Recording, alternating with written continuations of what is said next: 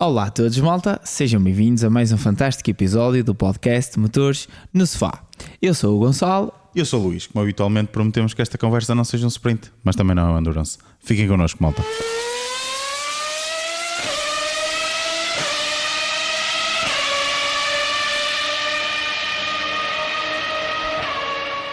Boas, malta, estamos então de regresso para um grande prémio que também foi um regresso, foi o grande prémio da China, 5 anos sem grande prémio da China. Já tinha saudades desta... Mas passou muito rápido, parece que 2019, sim, não é? Foi o famoso duplo stack da Mercedes, exato, não é? Muita gente fala e diz que se calhar é das melhores paragens, sim, né? Já feitas. Mas passou rápido, não é? Passou muito rápido. De 20, 21 e agora desde temos as novas regras e lá está, foi a primeira vez que tivemos então estes carros, destes regulamentos, né? Sim. Aqui no Grande Prémio, aqui em Xangai, né? E acho que também o facto de termos tido estes primeiros, ou seja, a primeira vez que tivemos aqui estes carros, aliado ao facto de ter sido um fim de semana sprint e portanto só houve uma sessão de treinos, termos tido chuva também aqui à mistura, isto inicialmente provocou-nos aqui alguns pilotos se calhar out of place. Sim, ou principalmente pelo menos achámos sprint. Nós na sprint diria mais. Sim, na sprint. Na sprint, também diria na sprint. Bem, malta, nós começamos geralmente aqui com os resultados, mas desta vez vamos dividir o podcast em dois, digamos assim, e vamos começar então pelos resultados da sprint. Da corrida sprint que tivemos primeiro. Tivemos Max Verstappen a ganhar a sprint. No entanto, quem fez a pole position para a corrida sprint foi Lando Norris. Exatamente. Em segundo lugar na corrida ficou Lewis Hamilton. Aqui sim um resultado se calhar a primeira grande surpresa. Exatamente, mas já lá vamos. Sérgio Pérez a finalizar o pódio, Charles Leclerc em quarto e Carlos Sainz em quinto. Estes sim com uma luta engraçada no final da corrida sprint. E bem, Gonçalo, se calhar começávamos então pela sprint. Sim.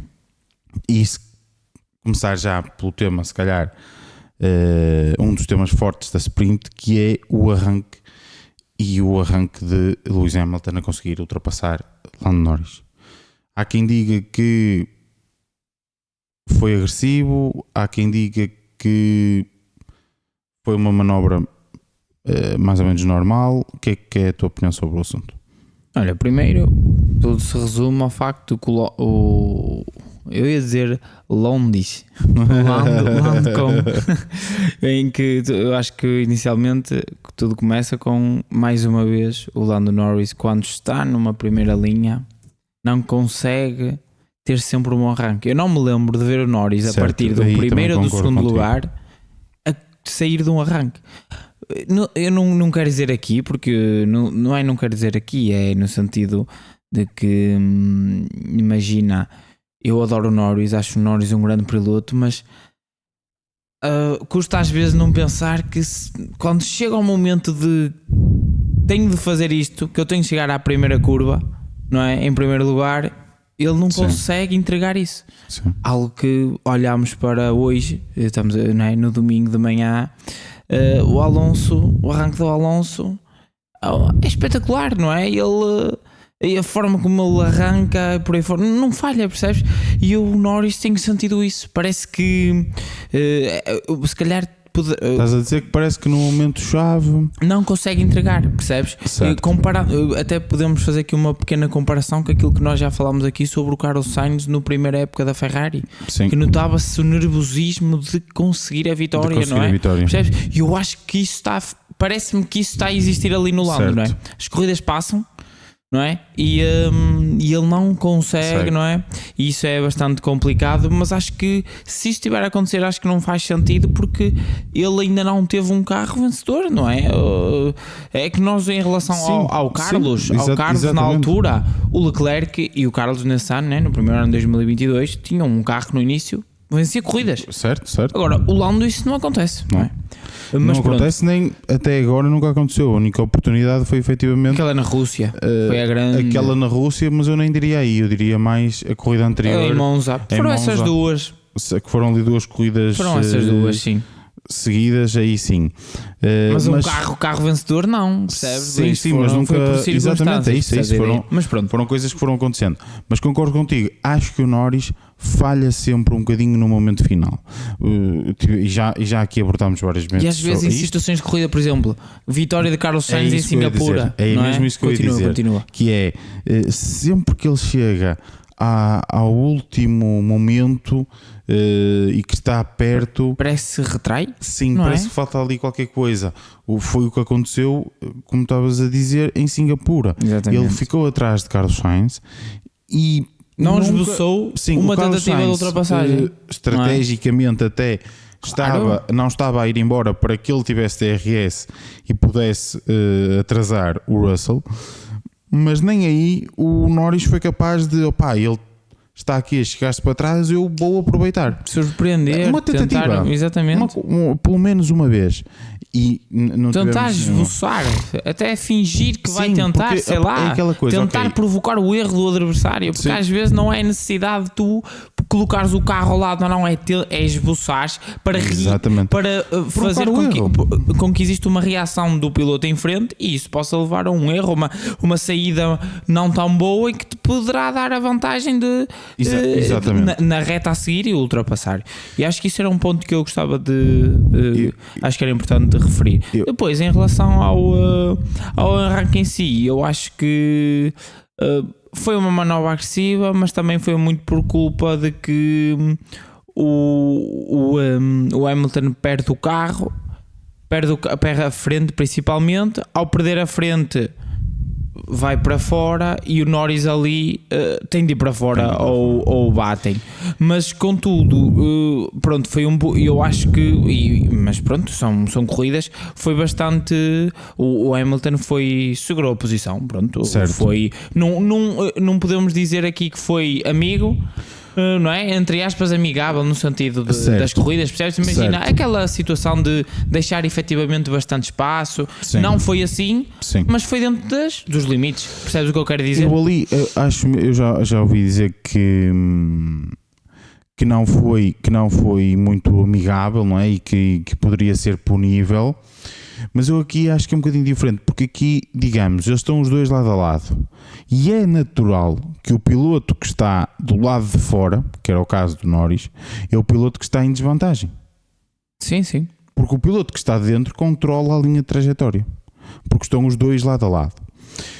Aqui eu acho que tem a ver com a mudança de posição. O Norris devia ter ele próprio, eu sei que ele teve ali, no momento final, teve ali uma traseirada e por isso é que eu acho que ele não ficou ali, porque eu acho que ele devia ter ficado firme e devia ter ficado ali, devia ter dito ao Hamilton: se vieres mais, vamos buscar aqui os dois. Claro, e deixar essa decisão para o Hamilton. Queres ficar aqui? Mas é isso que eu acho que o Norris, lá está, voltamos, percebes? O Hamilton não teve o medo de abrir e depois até perde um pouco, que nota-se existe a correção, ele perde, mas ele continuou a abrir a trajetória. Exatamente. No sentido de forçar o Norris a travar, percebes a ideia? Ou seja, nesse jogo aí psicológico e tático, às vezes é que voltamos ao mesmo, parece que não é? Parece que falta ali qualquer coisa. Não sei, eu tenho o Norris como um piloto extraordinário, já o disse aqui. E no domingo hoje mostrou. E no domingo mostrou isso. Tenho o mesmo como um piloto extraordinário, mas por uma razão ou por outra parece estar ali a faltar alguma coisa nos momentos chaves. Isto não é bem uma crítica. Não, pelo contrário. Porque ele, lá está, é como tu estavas a dizer, efetivamente ele também não teve aqui... Mas isso é que me surpreende. Não tendo, porque imagina, eu acho que poderia ser muito mais acontecer isso muitas mais vezes se tu estivesses num carro muito dominador. Certo. Não necessitas não necessitas da necessidade. Sim. Peço desculpa. Não necessitas de forçar tanto. Percebes a ideia? Certo. Enquanto quando tens um carro inferior, tu tens de ser mais agressivo. Percebes a ideia? Tu tens de tentar sempre. Percebes? Porque é o que falámos e efetivamente o Max Verstappen faz corridas fenomenais, mas ele não necessita de levar o carro ao limite que os outros precisam para lutar com ele. Percebes o que eu quero dizer? E eu até acho que até seria ao contrário, tendo um carro mais baixo, não é mais baixo do grid, né? Mais fraco, levasse a ter decisões um pouco mais agressivas, não é? Porque nem todas as vezes tu estás lá. Certo. Percebes o que eu quero dizer? Enquanto que se tivesse um carro dominador, né? É o que luta, que não seja dominador, mas que lute por vitórias, tu sabes que algum dia vais conseguir. Sim. Percebes a ideia? É exatamente isso que eu acho, mas vamos ver o que é que se segue para Norris. Mas pronto, deu-nos ali um início de corrida engraçado, digamos assim. Sim. Deu-nos um início de corrida engraçado. Deu-nos também a possibilidade de verificarmos, que era este outro ponto que eu tinha também para falar contigo, que é de verificarmos que o ar limpo faz muita diferença na corrida de um piloto. Sim, sem dúvida. E notou-se que o Hamilton, e com mérito do próprio, a conseguir defender sempre os ataques do Alonso, conseguiu ficar em ar limpo. Foi o não ponto. Porque tinha mais ritmo, porque notou-se que no início o Alonso parecia ligeiramente mais rápido e provavelmente se tivesse conseguido passar até poderia ter conseguido abrir ali alguma distância. A verdade é que não conseguiu, mérito do Hamilton. Isso fez com que o Hamilton conseguisse gerir o próprio ritmo, usufruindo também do facto do Verstappen ter tido aqueles problemas iniciais. Sim. O Verstappen também, quando chegou, não foi problema, porque chegou, foi embora. Sim. E portanto ele manteve-se com ar limpo. Foi uma questão de tempo ali, com o Hamilton em primeiro e o Alonso em segundo. Sim. No Verstappen estava ali facilmente, tanto foi que ficou com 12 segundos, certo. Em 10 voltas foi mais ou menos 10 segundos um segundo por volta, praticamente. E portanto, mas vimos que efetivamente o facto de ter ar limpo ajuda bastante no controlo da corrida, na gestão dos pneus, etc. E por isso, isto encadeando um pouco em coisas que nós já temos vindo a falar nos podcasts anteriores, o facto de ser importante pilotos que estão à frente do Verstappen incomodarem o Verstappen. Coisa que, e agora criticando Hamilton e Alonso, embora eu perceba perfeitamente, porque é assim, ele deu-lhes um segundo por volta, portanto a luta seria em glória. A luta seria em glória. Neste caso específico, é verdade que sim, mas eu acho que devemos lutar, porque só assim nós poderemos conseguir que o Verstappen cometa um erro, conseguir atrasá-lo de forma a ele desgastar os próprios pneus, se calhar num primeiro stint de uma corrida, que os pneus desgastem de uma forma que já consiga ali modificar um bocado a estratégia da Red Bull, e isto transportar também para pilotos que maioritariamente poderão incomodar Max Verstappen, que neste momento será McLaren ou Ferrari. Sim. Ferrari praticamente só Ferrari até esta corrida. Sim. Esses pilotos têm que efetivamente lutar. Por exemplo, o Pérez não fica mais à frente, se calhar também não fica mais à frente.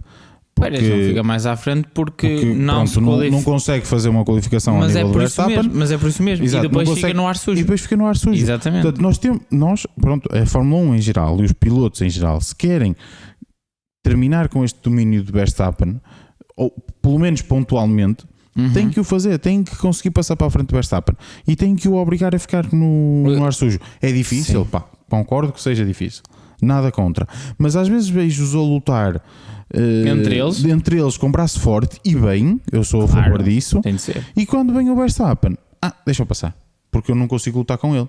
E não deixa de ser mentira, não deixa de ser verdade. É um bocado complicado, porque é uma situação que às vezes também ingrata para os pilotos. Claro que sim. Porque imagina, porque aquele que ficar ali a retê-lo vai ser aquele que não vai ter prejudicado. Percebes a ideia? Claro, e às vezes estão a lutar ali pelo terceiro lugar e a diferença entre tu lutares com o Verstappen ou não pode ser a diferença entre tu ficares em terceiro ou em sexto.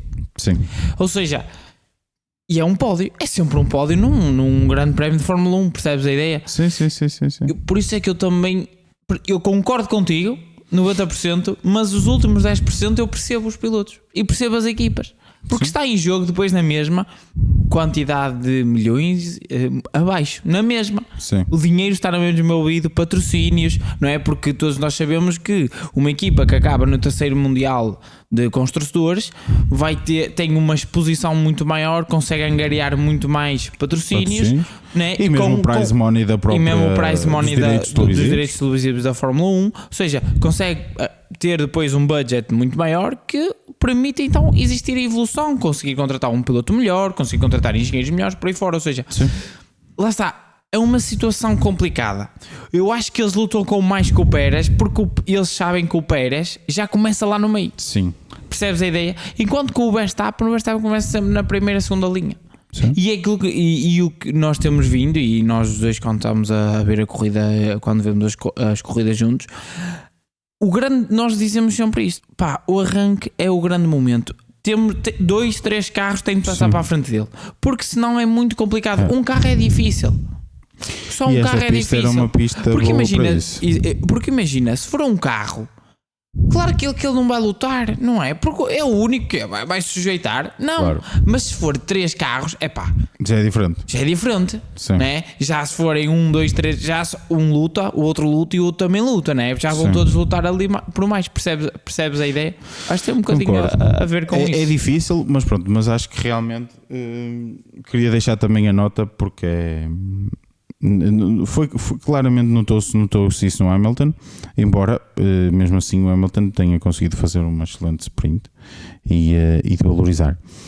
Para finalizar talvez a sprint, porque também não tivemos muito mais história, falar do que foi as últimas voltas, não falar já dos incidentes em si, mas do que foi as últimas voltas. O Alonso foi perdendo a vantagem que tinha para Sainz, e Sainz foi tentando lá no final, lá conseguiu consumar uma ultrapassagem que foi logo respondida, e isso desencadeou aqui uma reação que prejudicou tanto Alonso como Sainz. Sim, mas Alonso e Sainz, maioritariamente Alonso, porque fica fora da corrida. Mas Sainz também, que era o piloto que estava à frente juntamente com Alonso e que depois acaba por ficar atrás de Sérgio Pérez, que acaba então em terceiro, e Charles Leclerc que fica em quarto. É isto que se calhar nós gostávamos de ver mais. E foi isso que nós tivemos durante o ano passado todo. Sim. Este ano só não tivemos porque efetivamente tivemos uma equipa que deu um salto para a frente. Sim. Perto da Red Bull, que foi a Ferrari, até as últimas 3 equipas, até os últimos 4. Sim, 4. E a própria McLaren também. Sim, mas acho que não se distingue, não saltou tanto. Nesta corrida, sim.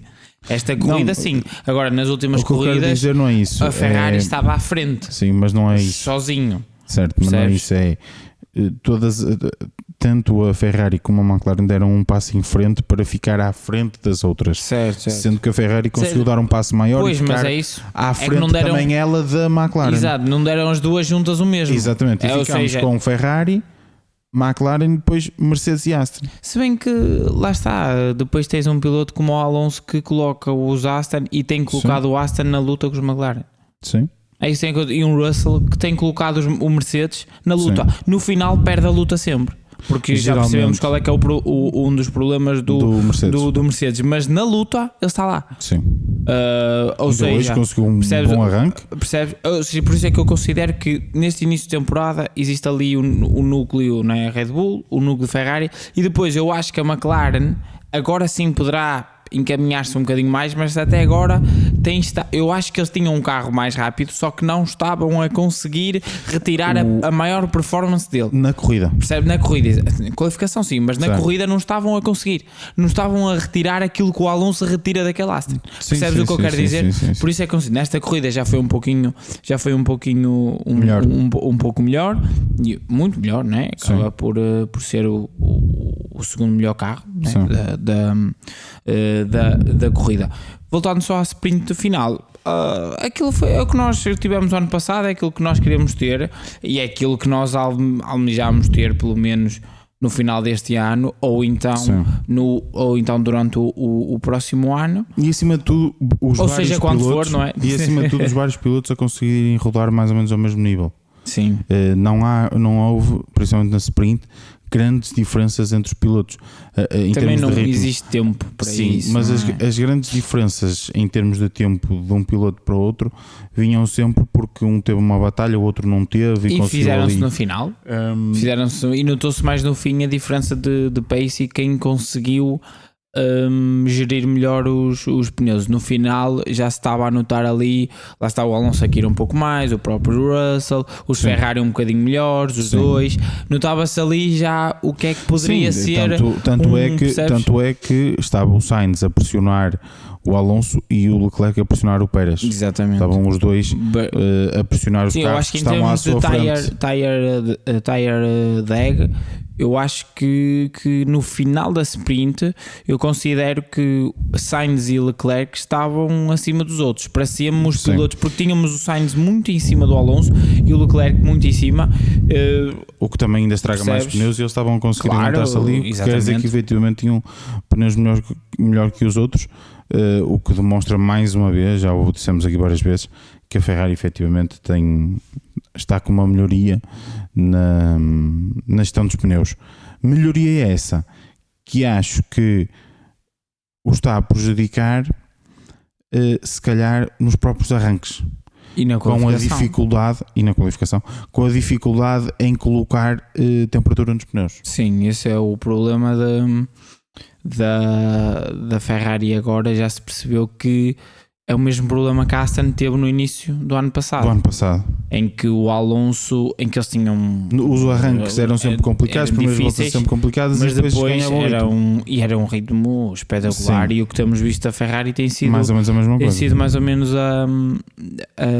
menos a mesma coisa. Isso, imagina, contudo, eu concordo no que eles estão a fazer. Foi a mesma coisa que a AS fez, percebes? As corridas de domingo. Neste caso também havia alguns ao sábado, mas é sim, diferente. Mas eu acho que, e nós já falámos disto aqui, a Red Bull não afina um carro para a qualificação.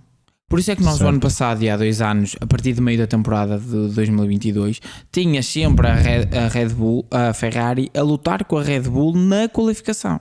Mas na corrida não tinha hipótese nenhuma. Porque a Red Bull preocupa-se com a qualificação. Com a corrida. Sim. E eu acho que a Ferrari este ano está a fazer o mesmo. Nota-se que a Ferrari afina o carro para a corrida. E acho que estão a entregar isto. Eu acho que está escrito em todas as letras desde o início da temporada, em que a Ferrari está a investir nas corridas. Por isso é que este fim de semana começaram de 6º e 7º, os dois outra vez. Nota-se, a McLaren passou um pouquinho para a frente deles em termos de numa volta só. Já verificámos isso também em Suzuka. Mas o que é que se verificou em Suzuka? A McLaren depois, em termos de desgaste de pneus, tinha um desgaste de pneu muito superior, e a Ferrari foi muito, muito melhor. Ou seja, este fim de semana já foi, notou-se aqui um McLaren, principalmente o do Norris, bastante bom em qualificação e ao mesmo tempo bastante bom em ritmo de corrida e desgaste de pneus. Certo, eu também acho isso, e se calhar com isto passamos para a corrida. Agora sim, para a corrida. Corrida é esta que desta vez da pole position já saiu, como habitualmente, Max Verstappen, embora mesmo não tendo a chuva, a meu ver, e só referindo isto relativamente à qualificação, uma excelente qualificação por parte do Fernando Alonso, consegui colocar o Aston em terceiro. Acho que aqui sim, e o Alonso não costuma ser muito, digamos que o seu ponto forte nunca foi a qualificação, mas acho que ele tem conseguido nos últimos tempos colocar o Aston acima do que vale mesmo em qualificação. É costume o Alonso conseguir isto, especialmente em corrida. Basta verificar os resultados dele e do Stroll. Exatamente.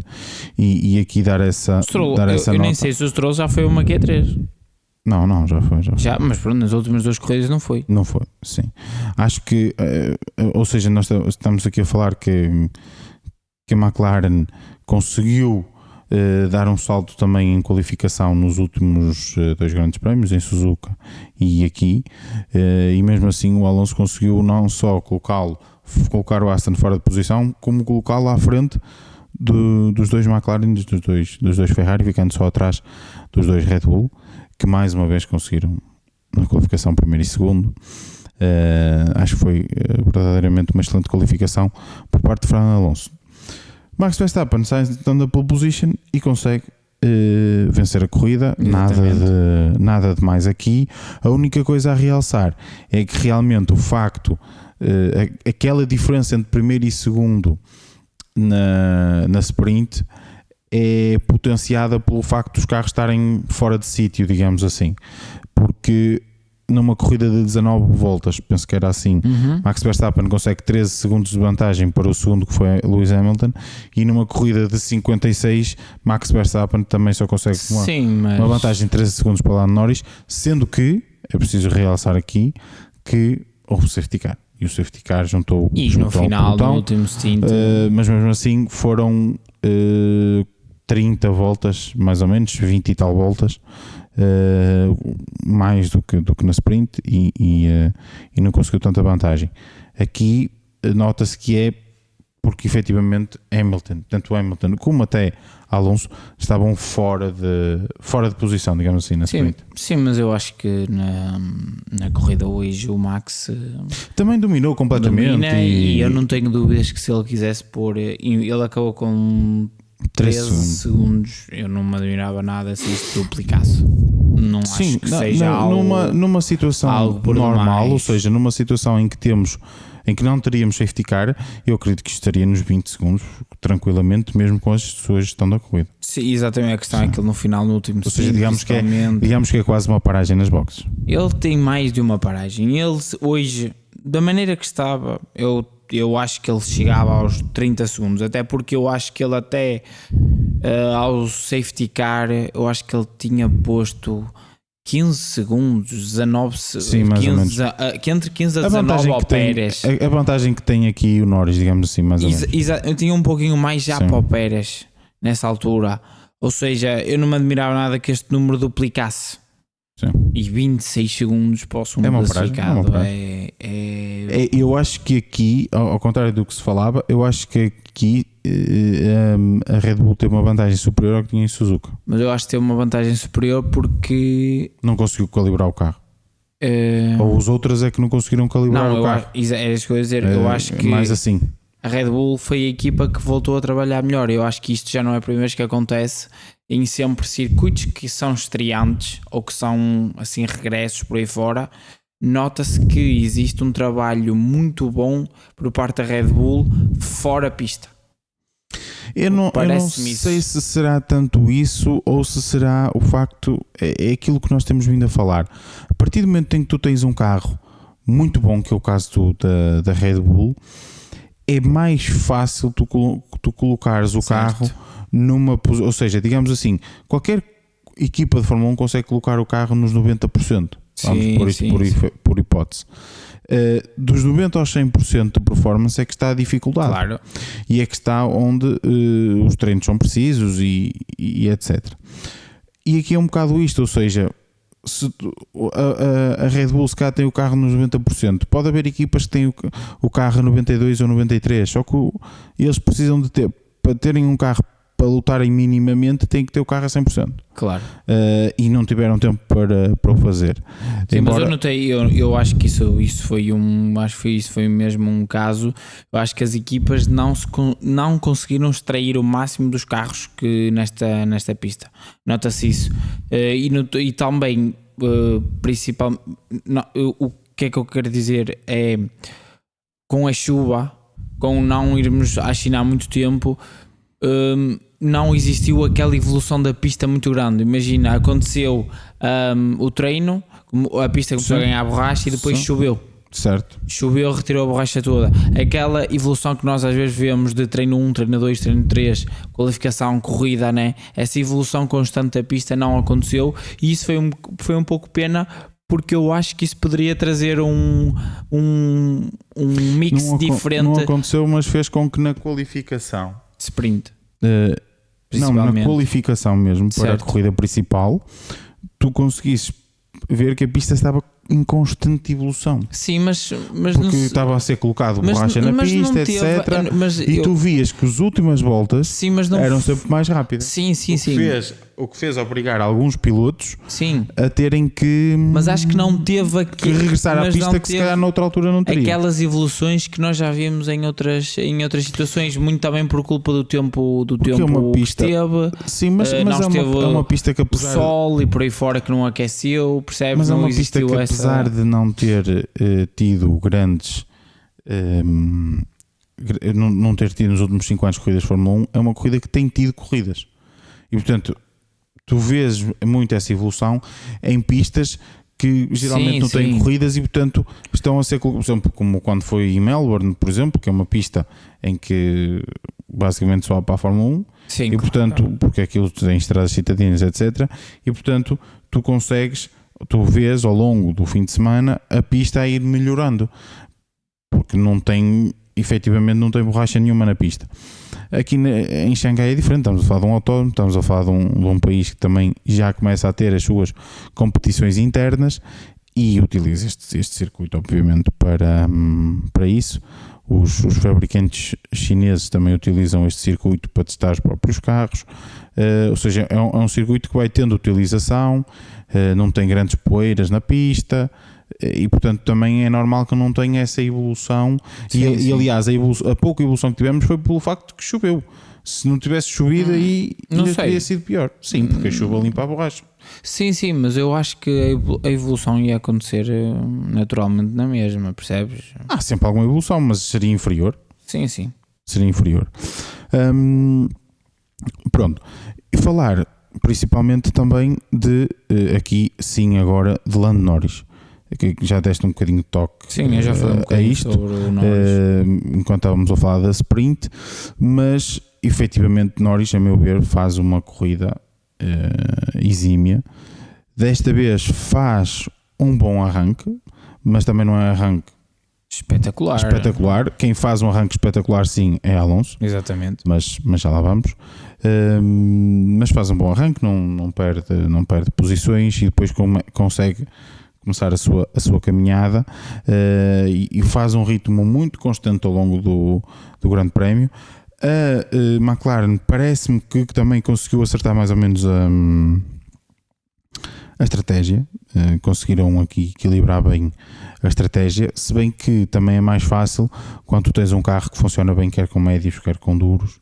Foi o caso do McLaren na corrida, tanto funcionaram bem com médios como com duros e portanto conseguiram uma boa, o Norris conseguiu sempre um bom ritmo, Piastri um bocadinho abaixo, mas mesmo assim a conseguir uma boa estratégia, ficou penalizado por aquele incidente que vamos lá de seguida, aquele incidente no recomeço, e teve de fazer 20 e tal voltas com o difusor partido, o que nestes carros grande corrida que fez no exatamente final. O que nestes carros efetivamente é complicado, porque a maior parte do downforce é gerado por baixo do carro, e mesmo assim ele conseguiu manter o Hamilton sempre atrás. Portanto, efetivamente denota que os McLaren estiveram muito bem nesta corrida, principalmente Norris, como é óbvio, e por isso é que também consegue o segundo lugar, consegue Driver of the Day, e acho que sinceramente se temos que colocar aqui um Driver of the Day hoje, na corrida 2 será certamente Lando Norris. Não é? Sim, sem dúvida, e foi a vitória da votação. Sim. A votação Driver of the Day, ele foi ele que ganhou. Eu acho que aqui a grande diferença com o Norris ficar com o segundo lugar e ter ganho a batalha para os Para o Ferrari foi o segundo stint, porque, como tu disseste, o McLaren funcionou bem de médios e muito bem de duros, enquanto que o Ferrari funcionou muito bem de médios. Notava-se que o pace do Leclerc, já toda a gente tinha parado e ainda estava ele em pista e até o Norris, e ele estava mais rápido com o Norris, mesmo o próprio Sainz também esteve bastante bem, e os Ferrari estavam muito fortes de médios, e até ao correr o safety car, o que prevíamos era ali o Leclerc se calhar a ficar com o terceiro lugar do pódio ou o segundo lugar exatamente, o segundo lugar do pódio.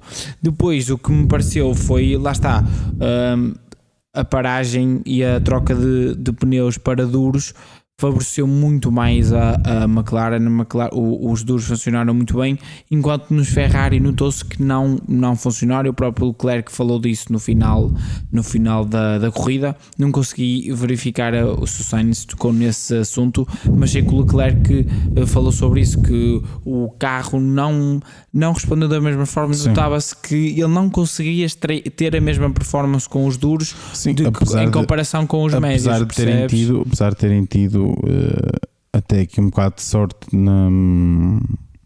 na paragem com o safety car, e de não terem, no caso do Leclerc e do Norris, não terem que desgastar pneus ou ultrapassar carros. Certo. Conseguiram ter, por exemplo, o Sainz já não teve tanto essa sorte, se bem que também foi só foram 2 voltas. Foi com o Alonso. Sim, foram 2 voltas e depois saiu inicialmente o virtual safety car e de seguida o safety car, mas eu acho que, por exemplo, para a corrida do Sainz, isto agora avançando aqui, já falaste do Leclerc, e bem, avançando um bocadinho para a corrida do Sainz, eu penso que é aqui a grande diferença do Sainz para o Leclerc, foi o facto de que naquelas 2-3 voltas ter que ultrapassar carros. Sim. E isso fez com que ficasse numa posição, principalmente depois no recomeço, em que já não tinha, em que os outros tinham pneus novos, e ele não tinha pneus novos e não conseguiu arrancar tão bem, e daí, a meu ver, é a diferença de andamento entre Carlos Sainz e Leclerc, é esta necessidade, aquilo que temos vindo sempre a falar. Se estás atrás é sempre mais difícil, porque tens que ultrapassar um carro, e as diferenças são criadas.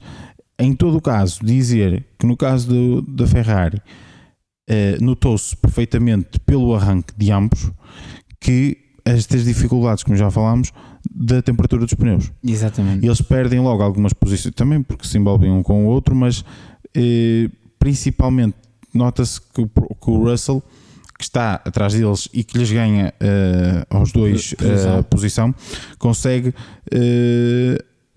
ter um arranque melhor, ou seja, nota-se que tem mais temperatura nos pneus. O carro funciona melhor. Sim. Nota-se, o que se nota mais é na saída das curvas, a tração. Aí é onde se nota mais. Sim, a tração das curvas dos Ferrari no início, nas primeiras 3 voltas. Sim. Que é um dos fortes do carro. Exato. Tem sido já há alguns anos. Exatamente. Mas eles continuam a ter essa boa tração. Sim. O que faria se eles não tivessem essa boa tração no carro? Sim. Ainda poderia ser um pouquinho pior. Sim. Mas neste momento, acho que esse é o próximo trabalho da Ferrari. Sim, será conseguir colocar pneus, porque com a temperatura nos pneus, porque o que nós vemos, por exemplo, numa Red Bull, é que eles conseguem fazer durar os pneus. Exatamente. Mas conseguem ter logo os pneus à temperatura e manter os pneus à temperatura. A Ferrari já consegue controlar os pneus melhor. Muito melhor. Está com dificuldades de conseguir essa melhoria no controle, à temperatura. Exatamente, mas essa melhoria no controle dos pneus nota-se na normalidade que é neste momento a Ferrari e os engenheiros comunicarem para ambos os seus pilotos se o plano a seguir é o plano D, e neste caso verificava-se mesmo pela resposta do Leclerc, que ele diz que sim, se este ritmo for o que tu queres para mim, ou seja, nota-se ali é a indicação para uma estratégia paragem. De uma paragem, ou seja, não existe hesitação de eles arriscarem só numa paragem quando Ninguém, porque já sabem, todos diziam o contrário, que é necessário vai ser porque os médios duravam perto de 20 voltas, os duros 26, a corrida tinha 56 voltas, ou seja, não iria existir, seria necessário fazer três paragens, muito também porque isto são tudo médias e no início da corrida o carro muito mais pesado, os pneus duram muito menos voltas, daí ser necessário então as duas paragens, peço desculpa. Assim, três jogos de pneus. Exatamente, 3 jogos de pneus, duas paragens.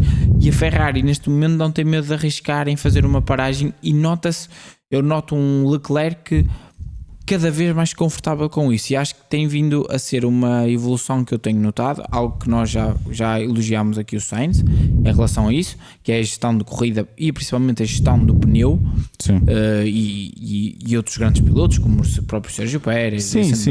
Mas este ano o Sainz conseguiu mais rapidamente chegar aí do que o Leclerc, digamos assim, com este carro. Especificamente. Eu este ano estou a notar um Leclerc que está a gerir os pneus de uma forma muito, muito melhor, e acho que está agora ajuda quando o carro também está melhor, não? Claro, isso é sempre. Mas eu noto um Leclerc muito mais confortável a fazer este tipo de stints. Na minha opinião, é o que temos verificado, porque já na Suzuka foi isso que aconteceu e aqui foi isso que aconteceu outra vez, não é? Eu até diria mais. Nós estamos a ver que a Ferrari tem conseguido, a McLaren neste fim de semana pareceu-me ligeiramente melhor, mas no geral do campeonato até o momento parece-me a Ferrari ser a segunda melhor equipa, e falamos várias vezes que as evoluções que eles vão trazer para Imola e no restante do campeonato, mas principalmente Imola porque é o mais recente, poderão colocar-nos aqui a ter alguma luta. Eu até nem diria pelo campeonato, mas por algumas corridas. Achas que a Ferrari vai ser a principal inimiga dela própria? Ou seja, o facto de ter 2 pilotos que para o ano não serão colegas de equipa, e portanto tem um deles que não está preocupado em ter que ceder a ordens de equipa, pode jogar contra a Ferrari? Que vimos, por exemplo, no arranque deste grande prémio. Acho que não, porque pelo que temos visto, eles estão a conseguir ter isso, pronto, é surpreendente, porque eles têm os 2 pilotos, entre aspas, pronto, um pouquinho espicaçados, vamos aqui dizer. Principalmente o Sainz, porque o Sainz é que foi, né, o mandado embora, não é? Foi o despedido, e então o Sainz não tem, entre aspas, né, compaixão quando está dentro do carro, não é? Claro, dentro do asfalto, não é? Tem de mostrar serviço, porque não tem lugar na Fórmula 1, não é? Mas acho que até agora o que temos visto é que eles lutam e ao mesmo tempo conseguem fazer grandes performances. Certo. Ou seja, mas, por exemplo, não achas que o início da corrida deste domingo, não sei se tiveste a oportunidade de ver os onboards de ambos, não achas que ficou prejudicado e que, por exemplo, o Russell, embora tenha feito um bom arranque, só os ultrapassa porque eles se envolvem um com o outro? Se essa batalha não existisse... Mas ali é um pouco difícil não existir essa batalha, eles começam lado a lado, é complicado, não é? Porque eles também depois querem ganhar posições para a frente. Sim, mas também querem proteger a posição do Russell. Querem proteger a posição do Russell. No fim do recabo, se calhar nós achamos que eles estão a lutar um com o outro, e se calhar não. Se calhar estão a olhar para a frente, percebes o que eu quero dizer, e ao mesmo tempo olhar para trás. Não, eu aí discordo contigo. Se reparares no onboard do Leclerc, é claro que o Leclerc está a olhar para o espelho do lado esquerdo e a ver Carlos Sainz. E esquece completamente o espelho do lado direito de onde vem o Russell. E está preocupado com o Sainz, faz aquilo que o Hamilton fez ao Norris na corrida sprint, e o Russell vem por dentro e vai à vida dele. Sim. Ou seja, ele esquece completamente que está lá o Russell, ou que pode vir o Russell, com a ideia, e eu percebo a ideia, que é, eu tenho que ficar à frente para eu ter a melhor estratégia. Sim, porque já percebemos que com este ano, com o Frederic Vasseur, para já o que tem acontecido é quem está à frente é quem tem a melhor estratégia, ou seja, acho que é um pouco legítimo também eles lutarem. Nós criticamos aqui por vezes, não, é legítimo, eu gosto disso. A Red Bull. Eu gosto disso, eu só estou a dizer é que para a Ferrari, para o resultado final da Ferrari, não está preocupada com não isso. sei se no futuro poderá, mas não achas que os resultados poderão ficar prejudicados por causa disso? Eu acho que não. É assim, eu estou a colocar esta pergunta, mas eu acho que não. Eu quero é ver dois pilotos a lutarem. Mesmo que gostava que eu gostava era que todas as equipas tivessem duplas de pilotos como tem a Ferrari, em que ambos estão ao nível um do outro, acho que em não que pode, ambos lutam um com o outro. Acima de tudo, acho que não pode passar de um certo limite, na minha opinião, e acho que isto não acontecia com, e isto eu já falei aqui, eu não via isto acontecer com o Mattia Binotto como diretor de equipa, mas que é especificamente este tipo de luta entre os dois, e o que tenho verificado com Frederic Vasseur é que eu acho que existe dentro de portas, eles sabem quem manda, percebes o que eu quero dizer? Eu para já nota-me isso. Eu acho que aí é um bocadinho diferente. Com Mattia Binotto, ambos tinham um contrato para mais tempo. Com Frederic Vasseur, agora o Leclerc tem e está mais que seguro, mas o Sainz não tem, e portanto o Sainz não tem agora que estar a fazer o play da team game, não é? Não tem de o fazer. Mais ou menos. Não tem de o fazer. Mas também tem de o fazer. Imagina, tem e não tem. Porque também é bastante importante mostrar às outras equipas que também és um team player. Percebes o que eu quero dizer? Eu acho que as duas situações são bastante importantes. Agora, para finalizar, eu acho que isso para já não é um problema na Ferrari. Eu acho que nem vai ser um problema, acima de tudo, porque depois acho que no final das contas até acredito que o Leclerc diga ok, podes ir porque eu para o ano estou aqui outra vez. No final, percebes o que eu quero dizer? Sim. No final das contas, não acredito que o Leclerc faça isso. Mas estou a dizer no fim, o que eu estou a falar, até numa situação hipotética, se algo até chegar a um limite assim tão elevado, não me admirava que ele, ok, vai, eu para o ano estou aqui e vou estar com o carro e vou lutar por vitórias. Percebes o que eu quero dizer? É mais nesse sentido. Não acredito que ele pense assim. Percebes? Não acredito que ele pense assim, mas acho que até porque nenhum desportista de alta competição pensa assim. Um desportista de alta competição quer ganhar sempre, todos os fins de semana. Acho que não existe, é impossível tu incutires na mente de um desportista de alta competição a ideia de que este fim de semana precisas de perder para depois ganhar. Isso não é assim, não é? Ou seja, acho que isso não será uma questão. Se for uma questão, iremos estar aqui para discutir mais à frente, para abordar. Depois, apesar de tudo, temos Russell em sexto, Alonso em sétimo. Coloco aqui os dois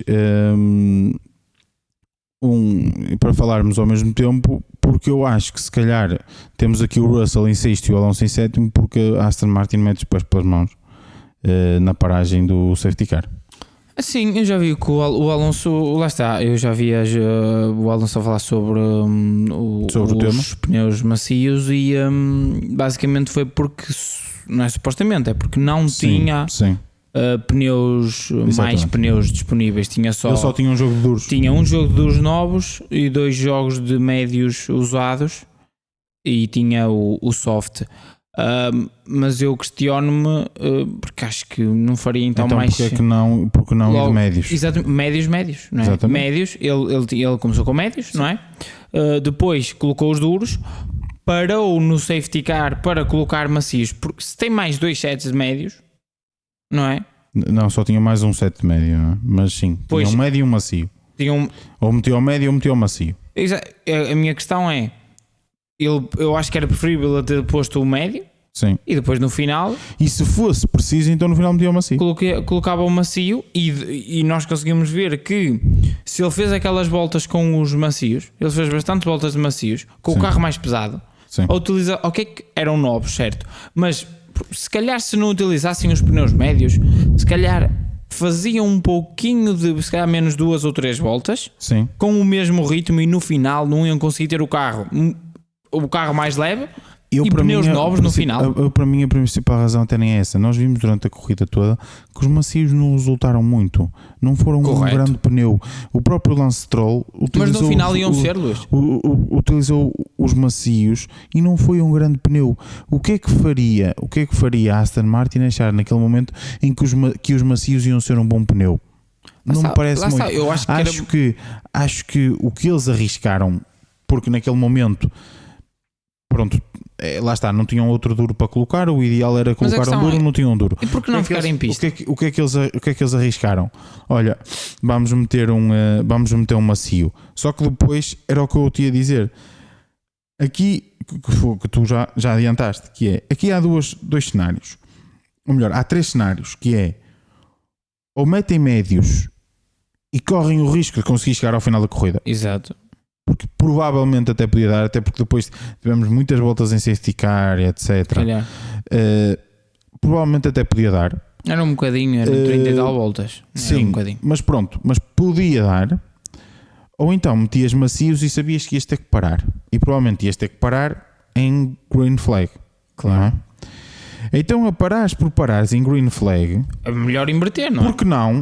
Porque não continuar em pista. Ok, correto. Ter posição de pista. Ok, continuar, que vais arrancar em safety car e vais ser um sitting duct.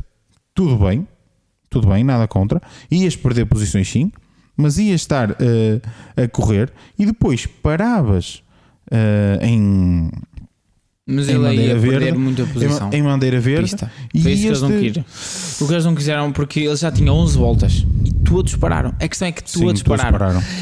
11 voltas main, duros main, e todas as outras pessoas. Vimos que os duros mantinham uma constância mais ou menos. Os outros tinham pneus novos. Ele ia perder muitas posições. Ia perder sim no início, mas depois não sei. Mas ia perder muitas posições de pista e ia perder em termos de tempo, porque ele ia ser o único piloto ele tinha 11 voltas, que eu lembro nos duros, sim. E os outros iam ter 0. Percebes? Sim. São 11 voltas de diferença. Sim. E ele tanto ia perder posição de pista. É mais válido se fosse um virtual safety car só e não... Percebes o que eu quero dizer? E não um safety car que depois juntou. Eu acho que acima de tudo era inverter a ordem dos pneus. Sim, primeiro o médio e depois o macio. Acho que faria muito mais sentido, mas até porque no final verificou-se que até no final eu acho que eles falharam. Até no final eu acho que eles falharam o timing da paragem. O próprio timing da paragem acho não que é o ter sido ideal. Um pouquinho mais cedo. Porque se o timing da paragem fosse 2 voltas mais cedo, eu não digo mais, mas mais fosse um bocadinho. 2, precisava de 3 no mínimo, acho eu. Mas mesmo que fosse 2 voltas mais cedo, provavelmente já estava atrás do Russell. Sim, mas olha que o Russell, passando aqui um bocadinho, pronto, podemos dizer, não é uma surpresa, não é? Mas acho que o Mercedes, o que é que se verificou outra vez? Eu acho que o Russell neste momento fez uma boa corrida. Eu também acho. E aquilo que eu ia dizer é, verificou-se outra vez e nós comentámos isso. No momento em que os Mercedes saem da box, são um carro sempre rápido. Sempre rápido. Sim. Neste momento o Mercedes está a sofrer do que sofreu o Ferrari o ano passado e há 2 anos principalmente, em que são um carro rápido. Sim. Principalmente em corrida, eles têm dificuldades na qualificação, já tinham dificuldades na qualificação com o antigo carro, não é? Com o Zero Pod Car. Este continuam com problemas de qualificação, mas em corrida eles têm um carro rápido. Como costuma ser, a Mercedes, exatamente. Mesmo com o Zero Pod, tinha um bom carro de corrida. Um bom carro de corrida. Tanto que a última vitória foi com o verdadeiro Zero Pod no Brasil. Exatamente. Agora a questão é que nota-se que eles têm, eu acho que eles têm um carro promissor, mas pronto, nota-se que necessitam de trabalho. Sim, eu acho que isso é totalmente normal. Vamos perceber uma coisa. É o primeiro ano com este tipo de conceito. Exatamente. É normal que eles ainda estejam a perceber o carro. E o Russell acho que faz uma boa corrida, como eu disse, faz um bom arranque e consegue logo no início passar os 2 Ferrari. E o que eu noto no Russell, que esta temporada, e principalmente na temporada passada, não tinha visto do Russell, é que está calmo. Está calmo, a fazer o seu ritmo de corrida. Se tiverem que o passar, ele deixa passar. A vitória concentra-se. Sim, concentra-se no final de 2023. Exato. Mas repara, em 23, e eu em 23 acho que ele teve muito disto, foi muito agressivo em algumas alturas desnecessariamente. Certo. Houve muitos resultados que ele perdeu. É uma linha de aprendizagem. Sim, houve muitos resultados que ele perdeu, até mesmo para o próprio Hamilton, porque foi demasiado agressivo. Sim. Por exemplo, eu não critico ele ter sido demasiado agressivo em Singapura, porque ali estás a lutar por vitória. Eu critico o Norris não ter sido agressivo, claro, não é? Ele ali sim, isso. Mas noutros pontos durante o ano em que estás a lutar por quinto, por sexto, por sétimo, por quarto, não estás a lutar sequer por um pódio. Não precisas ter essa agressividade. E acho que o Russell ficou muito prejudicado por em alguns momentos ser demasiado agressivo. E acho que ele entrou em 2024 com a mente um bocadinho diferente. Sim. E percebeu que se calhar o agressivo tem que ser agressivo só em determinadas situações. E esta corrida é um pouco isso. Nota-se que ele fez a sua corrida, fez o seu ritmo, sabia onde podia acabar e, a meu ver, acaba por ficar um lugar acima de onde ou até dois, eu diria dois, porque Piastri fica atrás de. Ok, que o Piastri teve o problema do incidente. Por causa do sim, mas numa situação normal seria atrás de Piastri e seria atrás do Alonso, e ele consegue ficar à frente dos dois, à frente do Aston por ter feito a sua corrida bem. E, foi melhor? Exatamente, foi melhor. E a estratégia também. E a Aston aqui ficar, apesar do Alonso, a meu ver, ter feito uma boa corrida, novamente a conseguir colocar o carro em sítios que não deveria, principalmente aquele arranque em que ele faz o arranque que todos nós queríamos que o Pérez fizesse sempre, ou que qualquer pessoa que começasse ali naquele lugar fizesse, que foi ameaçar Max Verstappen. Conseguiu, efetivamente não conseguiu, mas ameaçou. Houve ali uma altura que conseguiu ficar e ultrapassou o Pérez. E ultrapassou o Pérez. Mais uma vez faz uma boa corrida, mas acho que aqui o safety car baralhou bastante as contas da Aston Martin, que penso que também nas próprias escolha de pneus não contava com um safety car, porque efetivamente esta pista não é propícia a ter safety car e, portanto, parece-me a mim que eles estavam confiantes em fazer uma estratégia de médios dos médios. E depois isto veio baralhar um bocado a história e não o conseguiram fazer e foi complicado, mas mesmo assim, mais uma vez, boa corrida por parte do Russell, boa corrida por parte do Alonso, mas a estratégia aqui a falhar um bocadinho. Depois já falámos um bocadinho também de Piastri, fica aqui só um toque pouco, final que é no 10º lugar, eu acho, outra vez. Sim, o Hamilton a mim pareceu-me off a corrida toda. A verdade é que não sei, todas as escaramuças, não consigo avaliar com todas as escaramuças que aconteceram com o toque e etc, a verdade é que Hamilton acaba indo no lugar. Ele, e com as dificuldades que se nota que depois ele teve ter feito, carro, sim, ele do nada aparece no 9º lugar e ficava a fazer pontos, sendo que até safety car estava em 18º. Ele no espaço de metade da corrida é que dá o salto de 17º para 9º. Foi assim um bocado. Há vários lugares que ele ganha com aquele incidente. Sim, mas a questão que me surpreende mais é que notava-se que ele não tinha ritmo, porque ele nem conseguia passar o Tsunoda. E do nada aparece no 9º lugar e mantém a posição. Porque o que denota que, a meu ver, é isso que eu ia dizer, denota mesmo que ele estava off a corrida toda. E que no final lá se inteirou um bocado com a coisa e conseguiu logo passar os carros. Mas eu acho que este fim de semana, só para acabar, eu acho que este fim de semana do Hamilton era um pouquinho o que é que se passa na Mercedes. Ele faz uma qualificação sprint boa, muito boa, faz uma corrida sprint muito boa e depois faz uma qualificação para o Grande Prémio horrível, começa o Grande Prémio horrível e acaba o Grande Prémio nos pontos e relativamente bem. Pronto. Eu acho que isto é um pouquinho o que se passa na Mercedes. Eles estão ali a tentar fazer. Não é tentar. Eles estão ali no sentido. Estão ali muito. Não estão perdidos. A questão é que eu acho que eles sabem, eles querem fazer várias, só que são muitas coisas para fazer. E então eles não sabem se de fazer o que é primeiro. Mas acima de tudo, eu acho que o próprio Hamilton já não está lá. Mas está com a cabeça na Ferrari. Sim, eu concordo com isso. Eu estou a comparar este fim de semana que ocorreu com a equipa assim. Não estou a falar dos dois pilotos. O Hamilton está com a cabeça na Ferrari e no próximo ano. Claramente. Isso é tudo, e isso já todos percebemos. Eu estou um pouquinho a comparar o que se passou com o fim de semana dele com o que se passa um pouquinho na equipa. Percebes? Um pouquinho assim de confusão, sim. Mas depois as coisas parece que se endireitam um bocadito. Exato. Ou seja, percebes o que eu quero dizer? Em corrida as coisas vão, percebes? mais tarde ou mais cedo. Eu acho que vão endireitar para a Mercedes. E até porque são, e como dizemos, são das melhores equipas do pelotão. Eu não sou, já disse aqui, não sou grande fã de Toto Wolff, mas eu lembro-me que eu disse no final do ano passado que considerava que a Mercedes ia ser a equipa que ia dar o maior salto.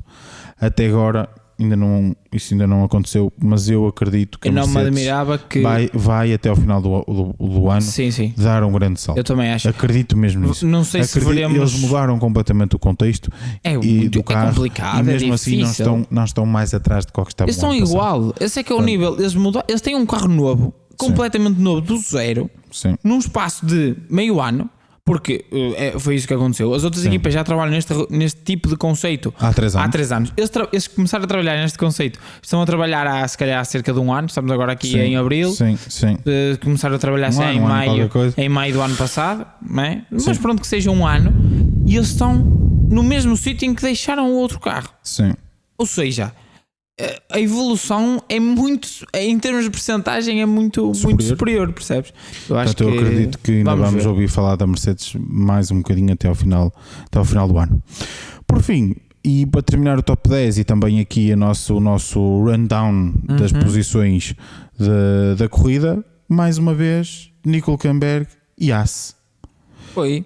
Esta, se não fosse aquela paragem menos conseguida por parte da Haas ao Nico Hülkenberg no Japão, seria a 4ª corrida consecutiva da Haas nos pontos. Isto demonstra, tu que estavas a falar ainda há pouco, que o foco da Haas tem sido corrida e efetivamente esse foco está a dar frutos. A Haas está a conseguir ser, a meu ver, a melhor equipa do segundo pelotão. Sem dúvida.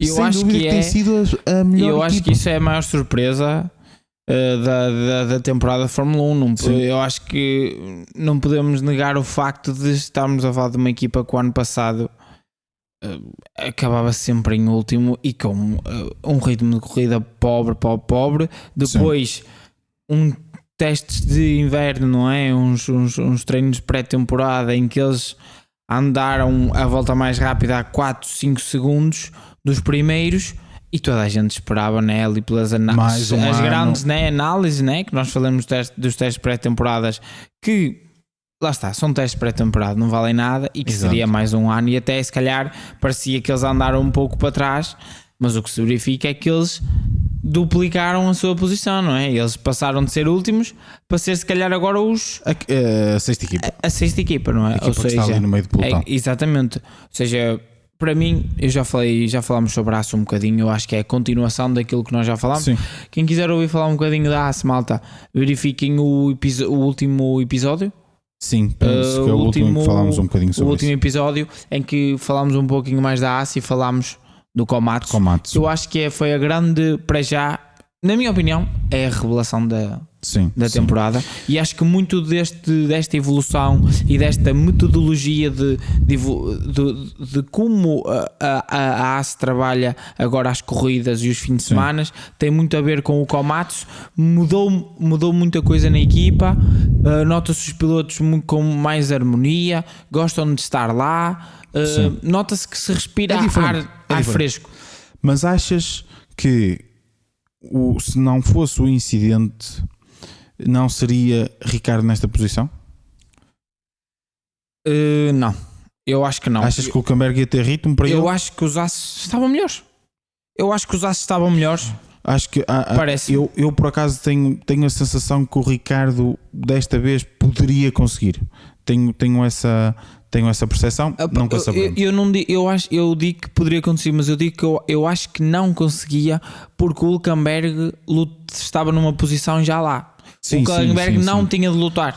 Enquanto que o Ricardo esteve várias vezes em luta, tanto com o Magnussen, como com os Alpine, com os Williams, principalmente o do Albon, percebes? É mais nesse sentido. O Ricardo tinha de aquilo que trabalhar mais. O Hülkenberg conseguiu desde o início estar sempre numa posição e fazer acima a corrida por causa da pretende. qualificação. Exato. E portanto conseguiu sempre ter uma gestão de pneus melhor do que a que teria o Ricardo. Isso, percebes? Mas por acaso o Ricardo para mim também nesta corrida me deu aqui alguma esperança que podemos ver um Ricardo no futuro. Vamos ver. Vamos ver. Eu não fico muito confiante com isso, não pelo Ricardo, é pela Vicar. É mais por aí. Sim, mas eu isso relativizo, porque isso nós depois temos que relativizar as performances relativamente ao que o carro poderá dar. Sim. Pareceu-me claro. nesta corrida que o Ricardo teve ainda não vi o Ricardo, não é? Mas já vi um bocadinho mais. Sim, mas acho que foi acho que a qualificação foi o melhor fim de semana dele, sem dúvida. Sim, a qualificação do Japão lhe deu algum. Eu acho que este fim de semana ele tinha ali. Pronto, também tinha o fator de já ter corrido aqui várias vezes. Sim, e notou-se isso. Notou-se nos pilotos que conheciam esta pista. Notou-se um pouquinho a diferença. No início, principalmente. Mas acho que o Ricardo viveu um bocadinho este fim de semana do. Como tu disseste bem, quando estávamos a falar em off, de um placebo, que foi a troca do chassi. Eu quero ver mais do Ricardo, porque efetivamente... Não, é isso, eu não estou a realçar nada do Ricardo. Percebes? Atenção, malta, não estou a realçar nada. Mas deixou-me alguma esperança. Sim. Como, pronto, gosto do Ricardo, sempre gostei do Ricardo, e deixou-me aqui alguma esperança de voltar a ver o Ricardo de outros tempos, que já não vejo há muito tempo. Pessoal, antes de irmos se calhar agora aqui à nossa rubrica habitual, deixar aqui uma pergunta. Certo. Vamos analisar, não sei se tu deste conta, mas não tivemos a oportunidade de discutir esse tema, que foi o apelo da Aston Martin relativamente à questão de Carlos Sainz e a red flag na qualificação. Achas que era que o Sainz, à luz do regulamento, não deveria ter sido permitido participar? Mas a minha pergunta verdadeira até nem é esta, é: o que é que achas que devia estar escrito naquela regra? O que eu acho que devia estar escrito é muito simples: quem causa a bandeira tem de estar fora. Achas? Eu acho que sim. Quem causa a bandeira tem de estar fora, porque mas qual é a diferença? Percebes? Mas qual é a diferença de eu me despistar? Sim. E não tocar em nada e poder seguir, ou só porque toquei numa barreira que vai ser preciso compor ali qualquer coisa, já não posso seguir? Mas eu estou a falar no facto de... Eu pensava que estavas a falar no sentido de, por exemplo, ele despistou-se. Sim. E o carro, e depois porventura até conseguiu voltar com o carro em pista e assim. Não estou a falar no sentido de... Eu estou a falar no geral, não estou a falar em que estragou uma barreira, percebes? Sim, mas aqui a red flag só aconteceu porque ele estraga uma barreira, certo? Aqui a questão que não foi. Eu acho que a red flag é causada também porque ele não sai dali. Ele só sai dali passado algum tempo e ele está ali numa posição complicada, percebes? Mas isso daria uma bandeira amarela no limite. Não sei, na qualificação tenho dúvidas. Pronto, esse era o segundo ponto que eu ia chegar. Eu acho que esse é o segundo ponto que eu ia chegar. Na qualificação muitas vezes dá-se bandeiras vermelhas para não se perder o tempo. Claro. Certo? Então a minha pergunta é: porque é que eu posso me despistar, fico com o carro parado mas não toquei nada e depois arranco e portanto não há problema nenhum? Ou então eu despistei-me, dei um toquezinho na barreira e portanto por isso já vai haver uma bandeira vermelha e então já não posso arrancar? Eu acho que isso tem a ver com o sentido literalmente da bandeira vermelha só, percebes? Causaste danos, só tem a ver com isso, percebes? E o carro está bom e eu não posso continuar? Eu acho que tem um bocadinho a ver com... Se fôssemos por aí, então nas corridas também não podíamos deixar que o carro continuasse. E não podes, na Fórmula 1, se o carro for abaixo, por exemplo, se desligar, Sim. Tu não podes mas o carro não voltar, se desligou, a questão não é essa. Desligou, ele depois conseguiu trazê-lo o carro com a parte, com a parte elétrica. O carro não se desligou. Aqui, o que tu... Está bem, pronto, podes dizer que sim, mas os carros têm parte elétrica.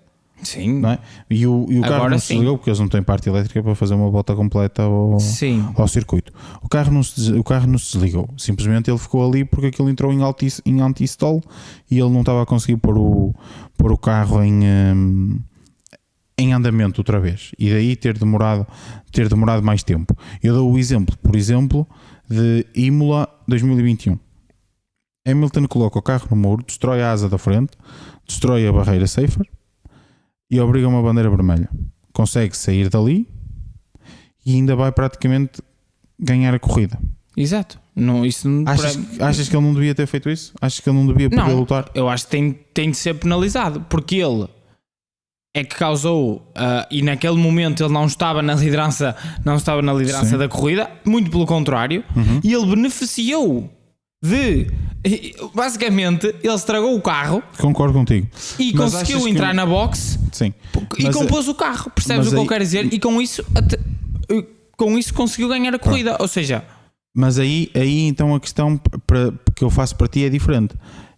Seria melhor a desqualificação ou uma penalização? Desqualificação não digo, mas uma... Porque eu acho injusto. Penalização sim. Porque eu acho injusto porque repara... Dependendo do sítio onde tu tens o teu erro, digamos assim, podes provocar tanto uma bandeira amarela como uma bandeira vermelha.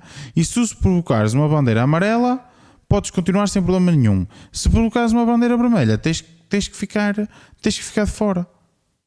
Há uma dualidade de critérios por um erro que até pode ser o mesmo, só que em vez de ser na curva 5, foi na curva 10. Sim, mas não te esqueças quando acontece uma bandeira amarela também, se despistares, aquele setor fica... e numa qualificação, aquele setor tem bandeira amarela e todos os pilotos que passam. E bandeira amarela diz um safety car. Todos os pilotos que passam ali. Vamos colocar a coisa da seguinte forma: provocou só um safety car, não provocou bandeira vermelha, provocou um safety car. Então, porque é que eu provoquei bandeira vermelha, não posso continuar? Mas tu provocaste safety car, mas eu não estou a dizer que não podes continuar. Não é desqualificação, não é isso que eu quero dizer. É uma penalização, percebes? Pronto, é isso que eu ia dizer, que é, eu acho efetivamente que o piloto também não pode, principalmente mais em corrida, em qualificação é um bocadinho diferente, mas principalmente em corrida acho que o piloto também não pode ficar impune, não é? Por ter provocado porque também, digamos, em corrida, por exemplo, uma vantagem que eu tenha conseguido criar foi eliminada por causa disso, não é? No limite poderíamos dizer que teria uma penalização. Mas se calhar, então para isso também tens que começar a dar penalizações para quem gera uma bandeira amarela ou gera um safety car. Porque é que uma pessoa que gera uma bandeira amarela... Por vezes, quando gera safety car, quando existem incidentes... Mas acontece pelo incidente, não acontece pela bandeira amarela ou pelo safety car. Tu podes colocar gravilha na pista... E mas isso pode dar um safety car. Eu acho que estamos a ir pelo lado errado porque estamos a misturar se calhar corridas com qualificação. E porquê é que tem que ser diferente? Eu acho que são se calhar situações, percebes?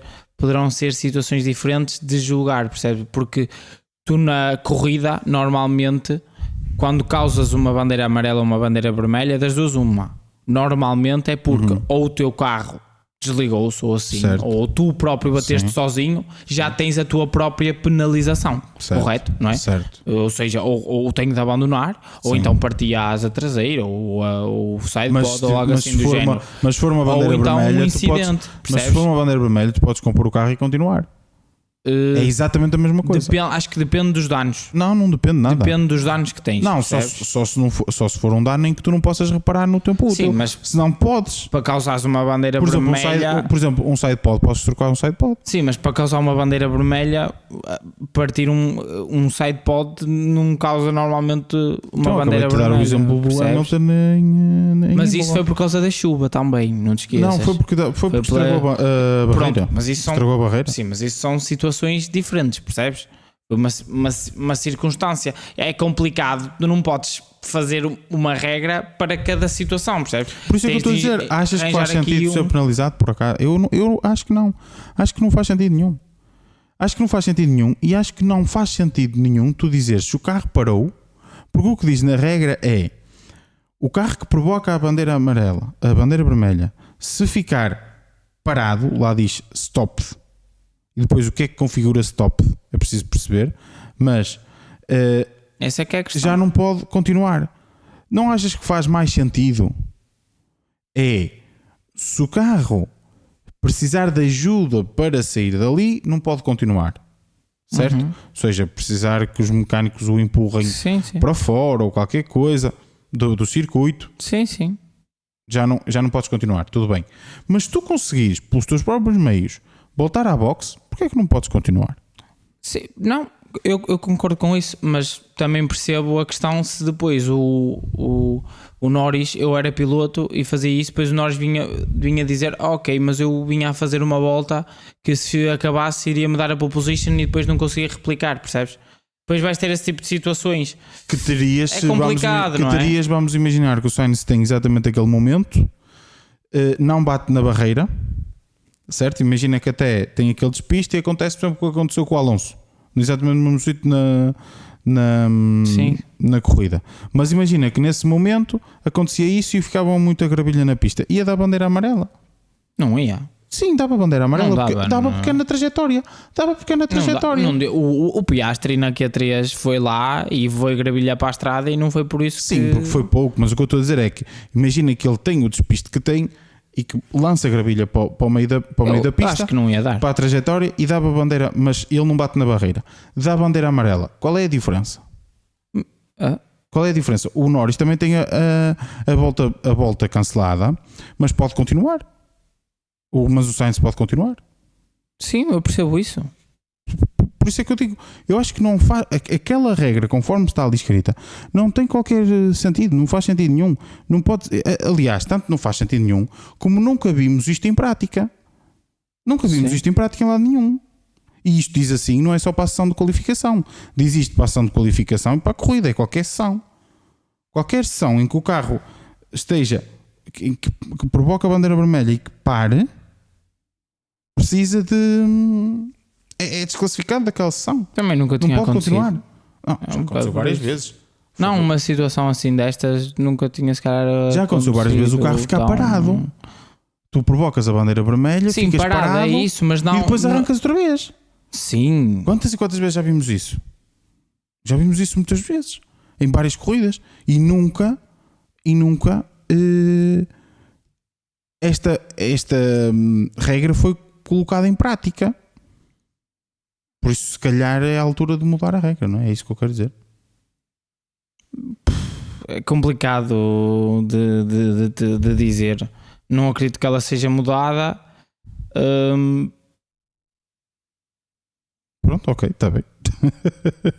Ok, pronto. Eu acho que não faz sentido nenhum. Aliás, na conclusão do protesto da Aston Martin, é colocado lá, eu agora não me lembro de cor qual é que foi a reunião, mas que numa reunião passada as equipas chegaram a acordo em mudar essa regra para, efetivamente, se for preciso ajuda. Pronto. A verdade é que não foi mudado. Mas as equipas queriam. Porquê. Não, mas a FIA não disse o porquê.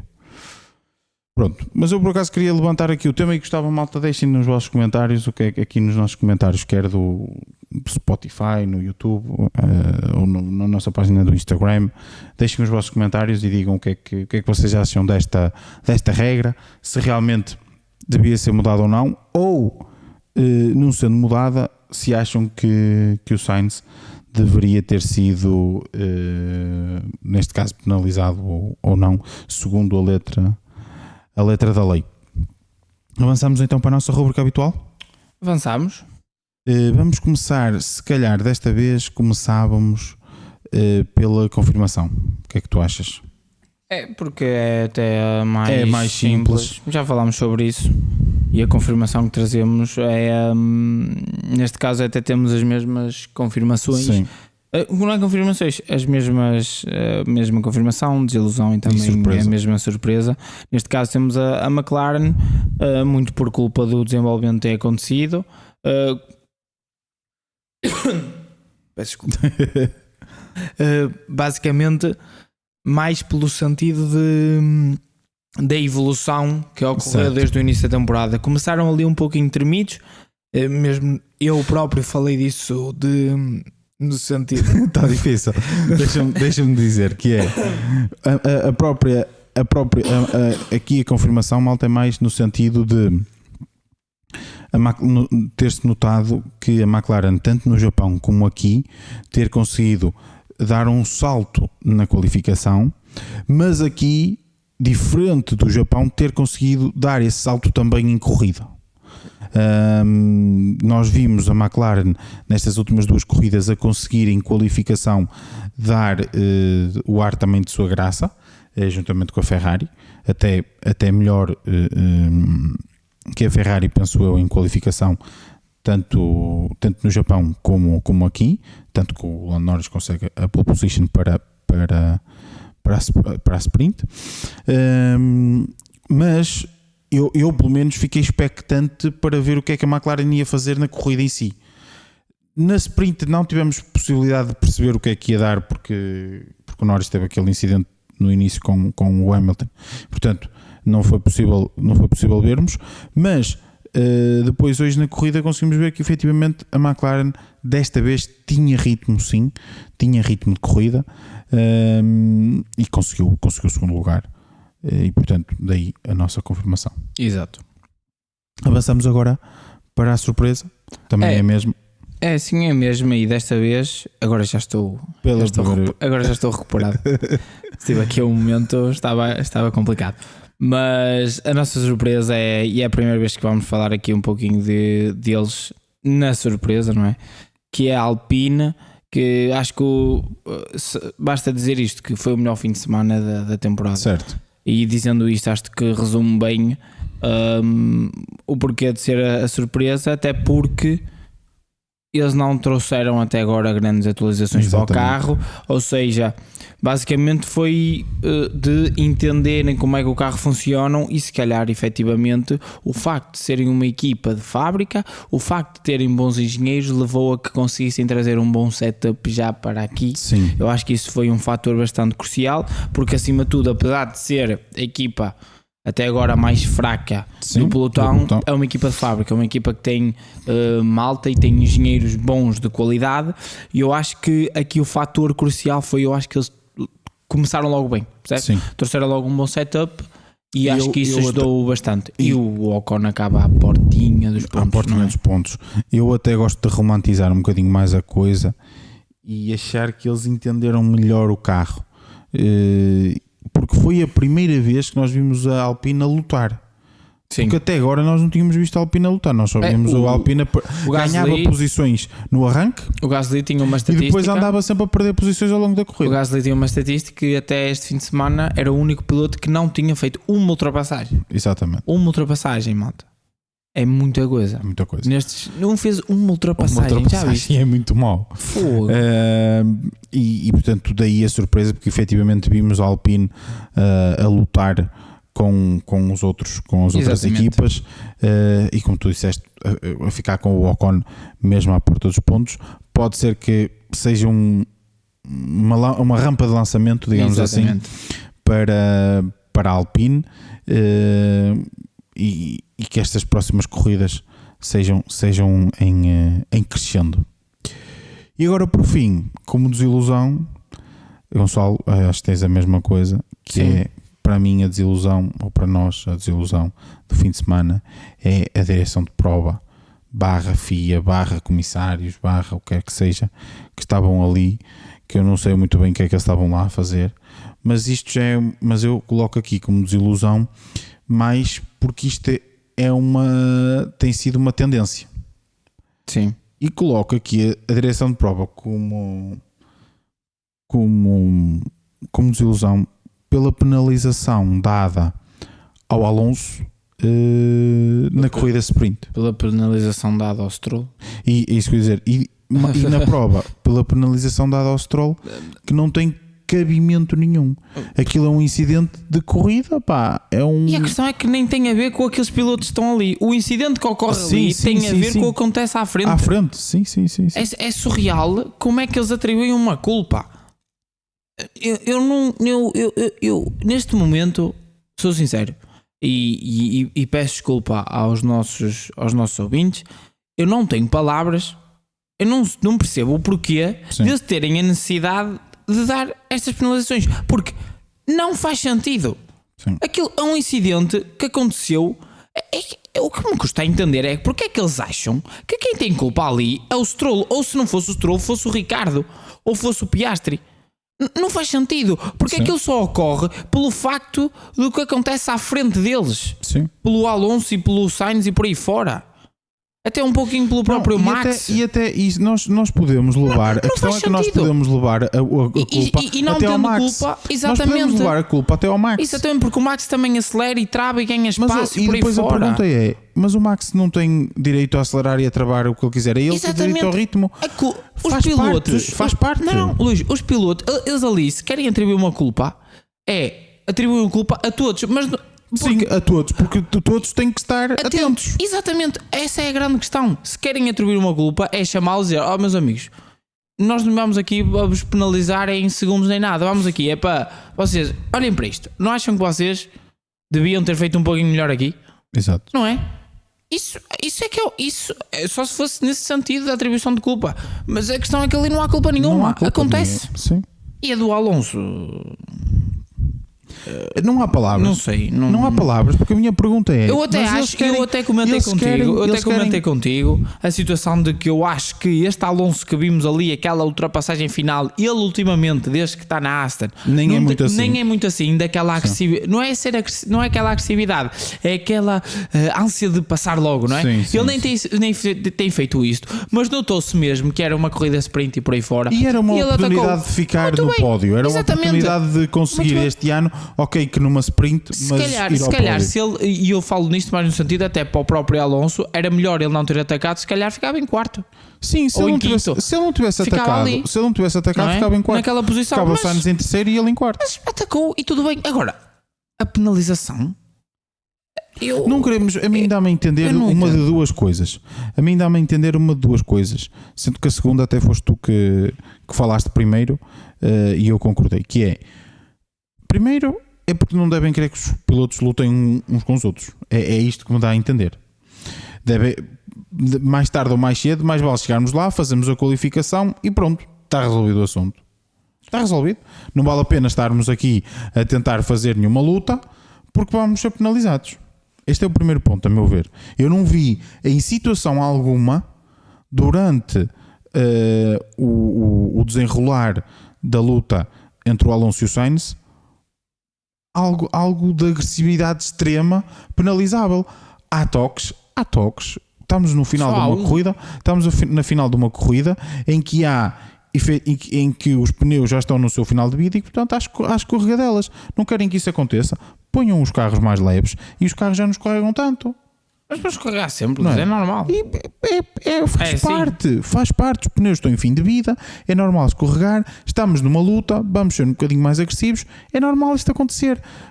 Ninguém considerou aquilo uma luta desnecessária. Ninguém viu ali um dive bomb para cima do Sainz, neste caso do Alonso para cima do Sainz, em que foi deliberadamente para lhe bater.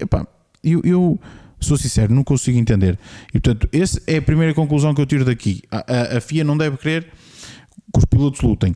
E a segunda conclusão que eu retiro daqui é que deve haver aqui algum target ao Alonso. É provável. Eu não quero chamar isto de teoria da conspiração, e estou a dizer isto um bocado meio na brincadeira, honestamente. Mas a verdade é que há a penalização do Alonso em Melbourne que ninguém entende. Eu ainda não ouvi uma pessoa que me dissesse que percebia aquilo. E esta aqui? Ou então ouvi alguns a dizerem que percebiam, mas eram fãs do Russell. Agora, aqui é igual ou pior. Não há nada a ser feito ali de errado. Não há nada de extremamente agressivo para ser dado uma penalização. O próprio Alonso, no meio disto tudo, foi o que ficou mais prejudicado de toda a gente, porque teve uma puncture. Então dar uma penalização para quê? Mas não é, Luís, a questão não é dar para quê. Não consigo entender. A questão é que não tem de dar. Não consigo entender. A questão é que não há razão para dar. É isso mesmo. É não isso é que eu queria dizer. A questão é que ele nem comete uma infração e ele próprio depois fica penalizado, não é? Como aquilo que nós falámos às vezes. Sim, exatamente. Como já falámos há pouco. Mas era aí que eu queria chegar, que é, às vezes a FIA ou a direção própria nem sequer dá penalização quando deveria dar, porque o piloto já foi prejudicado. Tudo bem. Aceito isso. Agora aqui não tem que dar penalização. Há razão para dar. O piloto fica prejudicado e ainda leva a penalização. Não entendo. Sinceramente não consigo entender. Acho que eu não sei como é que nós poderemos lidar com isto, mas eu tenho sempre esta a forma de ver estas coisas é não relevar, porque eu acho que se nós não relevarmos, que se nós deixarmos de parte, acho que devemos comentar, mas comentamos e esquecemos. Porque às vezes isto parece que os comissários também querem aparecer nas notícias, e se nós não falarmos disso, comentarmos se estamos errados, pode ser uma das razões. Percebes o que eu quero dizer? Não damos, eles vão deixar de fazer porque não sei, é a única explicação que eu vejo. Devem querer também aparecer nos tweets ou nas trends do Twitter ou do TikTok agora e dos que estás a falar nisso. Não sei. E então se calhar a solução é nós não relevarmos. Só pode. Até porque a penalização foi... A minha questão é, e com isto finalizo, se ele acaba a corrida, eles iam dar a penalização? Eu tenho dúvidas. Que eles dessem penalização. Percebes? É por isso, isso é que eu não consigo entender. Eu não sei se eles davam penalização se ele acaba a corrida. Por isso é que eu acho que isto... A minha questão vou mais longe. Não percebo. Se fosse o Max ou se fosse o Hamilton, claro que não. Certeza que não tinha uma penalização. E isso para mim é que me preocupa. Mas isso eu também... E não gosto de dizer isso. Mas eu acho que se fosse outro tipo de pilotos não existia nada. E quem diz o Max ou o Hamilton, eu diria facilmente se fosse um Alexander Albon por aí fora, não davam penalização. Não havia penalização nenhuma. Se fosse um Norris, se fosse um Piastri, não havia penalização. Eu também concordo. Gostava que um dia alguém nos explicasse o porquê, e talvez um dia nos livros de história de biografia de algum comissário ou alguma coisa do género, vamos ficar a perceber. Antes de finalizarmos, indo aqui à nossa rúbrica que não tem nome ainda, mas que lhe vamos chamar para já factos engraçados. Exato. do Grande Prémio seguinte. No próximo Grande Prémio vamos a Miami. Um Grande Prémio de curta duração. Tivemos o primeiro Grande Prémio em 2022. E a minha pergunta para ti é: em 2022, em Miami, foi o último Grande Prémio da maior sequência de presenças em Q3 consecutivas. Ok? Sim. Foi no primeiro Grande Prémio de Miami. Foi conseguida a maior sequência de presenças no Q3. Quem e quantas presenças seguidas é que conseguiu? Quantas eu não consigo precisar, mas tenho uma vaga ideia. Mas o piloto foi Carlos Sainz? Não. Não? Então eu achava que o piloto era Carlos Sainz e tenho que a ideia das presenças consecutivas era perto de 15, algo assim do Estás género. Estás muito fora. Mas então não completamente sei, fora. Não sei. 15 tem o Max já tem mais que isso seguidas. Pois, provável. Agora, ultimamente. Provável. Não é? Não queres tentar outra vez? Não faço a... Vou-te dar uma pista, não do número, porque o número certamente será difícil, mas vou-te dar uma pista do piloto. É um piloto que nessa altura tinha feito uma mudança de equipa há pouco tempo. Ou seja, nesse ano tinha feito uma mudança de equipa.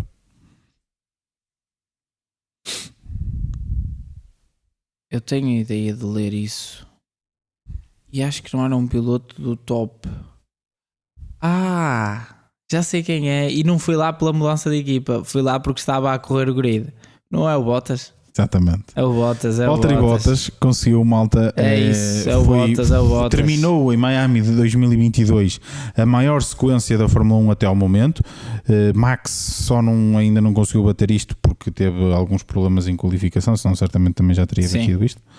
Se bem que não sei, porque isto ainda são algumas corridas consecutivas para conseguir fazer isto. Todos da Mercedes.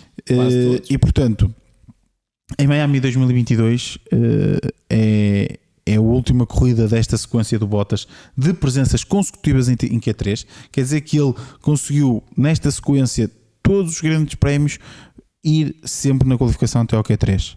E foram, malta, 103 corridas. 103 corridas consecutivas a ir ao Q3. É muita corrida. Sendo que tínhamos 21, 22 corridas por temporada. Se fosse a 25, eram 4 temporadas e não é 25. Exatamente. Porque são 5 temporadas mais ou menos. Sim, basicamente foram praticamente todas as corridas na Williams a partir de 2014 e depois na Mercedes. Quase todas. Há ali o início da Williams, acho eu. Só demonstra a qualidade do piloto. Sim, também na qualificação o Bottas também sempre foi e está-se a verificar outra vez este ano. No ano passado esteve um pouco morno. O ano passado desiludiu-me. Mas acho que este agora ano sim, está... porque há ano de contrato. Sim, está um bocadinho melhor. E nota-se que ele quer, parece-me que quer um lugar na futura Audi. Claro, a ver, vamos. É esse e quem sabe, não é? Dele. Carlos Sainz e Valtteri Bottas. Exato. Eu não diria que não. Era uma boa dupla. Malta, deixem nos comentários também se sabiam a resposta a esta curiosidade, vamos assim chamar-lhe, e deixem também, nós ainda não decidimos, já tivemos aí uma ou duas ideias, factos surpreendentes mas ainda não. Bom. Sim, factos surpreendentes é bom, por acaso. Talvez seja esse. Vamos ver. Bem, malta, o Grande Prémio de Miami, penso eu, será daqui a 15 dias. Exatamente. Para a semana, em princípio, estamos de regresso para mais um podcast, mais uma conversa. E pronto, malta. Boa semana. Boa semana, malta.